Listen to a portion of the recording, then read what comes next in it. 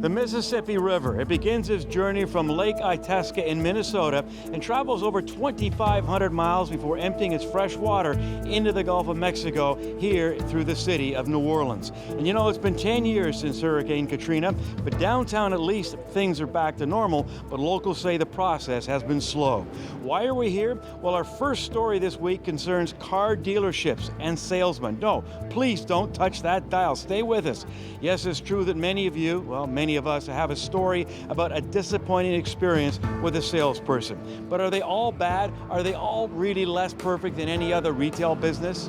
Well, this week, Kia Canada is holding its national dealer meeting right here in New Orleans, and they've allowed us to take our camera inside. We've got the opportunity to talk to some dealers about the dealer experience and also learn that no matter what car maker it is, a dealer meeting can be a great place not only to improve the product, but also the car buying experience.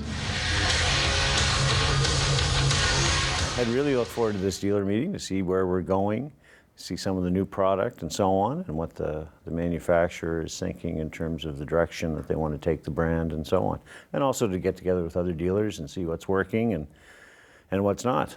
The dealers really are the front line of our business. They are the ones that put the best foot forward and promote the product. But I heard early on in the business a statement that I think resonates very simply to your question.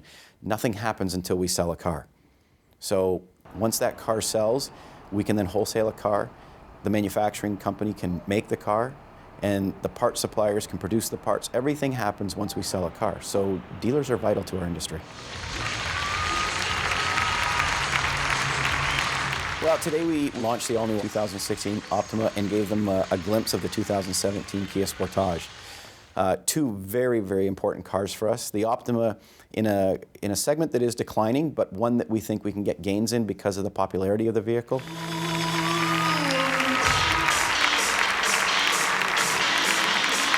I think the Sportage is going to surprise a lot of people, and the dealers are very excited about it. It's got a tremendous new design. Peter Schreier, who I know you know, has done an incredible job with the design side of things.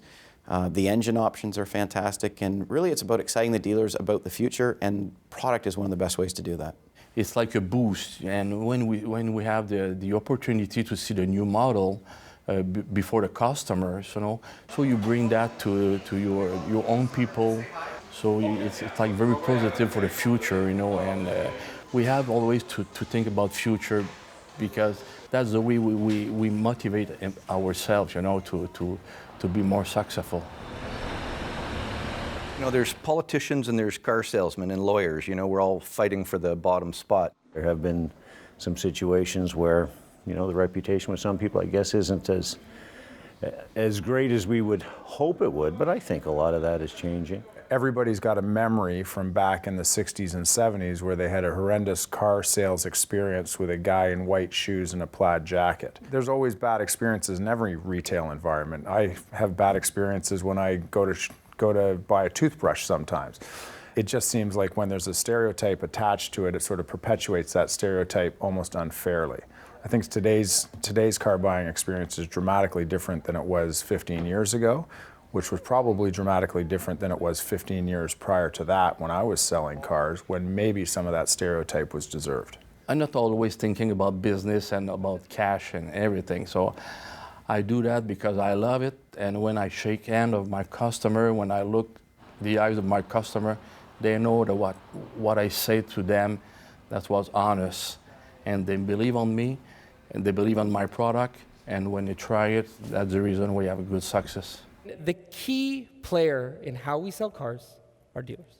The main thing is that the way they approach the consumer is going to change. And if they don't change, someone else will. Tesla will sell cars online. People will sell cars online. The world has changed so much in the last couple of years, and it's going to continue to accelerate, is that I would say just test the waters. You know, you don't have to jump into the deep end, but you can't avoid the pool altogether. You need to take steps.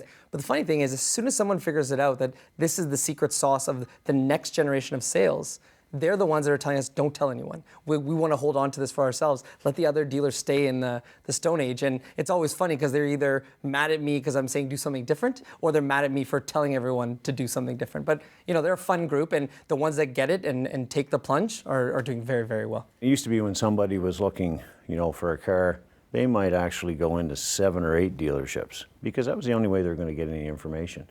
Couldn't get it online because there was no online.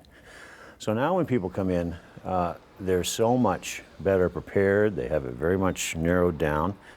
And quite frankly, I think it's a better situation all around. I think that the salesperson can be much more prepared for it because they quite frankly don't have as much foot traffic, but the foot traffic that comes in is much more qualified than it's ever been at any other time in history. With the recent J.D. Power Awards, I really think that that's probably the most powerful message we can get out there.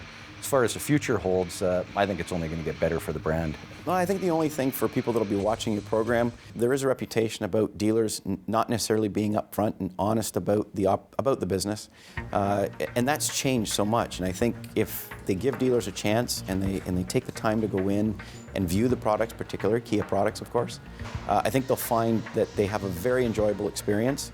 And we'd like to keep customers for life. That's what we like to say. So go in, visit your Kia dealer, and be a customer for life. The car business is like any other retail business. It ain't perfect. But as we've seen here, these Kia dealers understand that. They were more than happy to talk about every facet of their business and accept some of their faults and their desire to improve. Before we go, New Orleans is all about music and food, and for me, hot sauce. The food, well, in my books, the best crab cake and gumbo can be found in the French market. The hot sauce, it's the Pepper Palace. You actually have to sign a waiver if you want to try the real hot stuff.